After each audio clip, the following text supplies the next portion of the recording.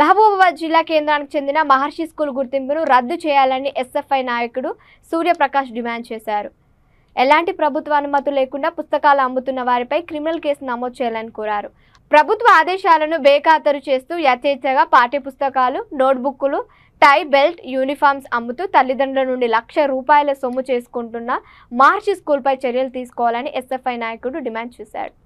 మహర్షి స్కూల్లో పాఠ్యపుస్తకాలు అమ్ముతున్నటువంటి దృశ్యం మొన్ననే ప్రభుత్వం ఒక సర్క్యులర్ జారీ చేసింది. ప్రభుత్వం ఏమి జారీ చేసిందంటే ప్రైవేట్ స్కూళ్లలో గానీ, కార్పొరేట్ పాఠశాలలో గానీ పాఠ్యపుస్తకాలు గానీ, నోట్ బుక్లు అమ్మడం అనేది నిషేధం. ఒకవేళ అందుకే ఆ పాఠశాలలో ఒక గుర్తింపు రద్దు చేయాలని రాష్ట్ర ప్రభుత్వం చెప్తుంది.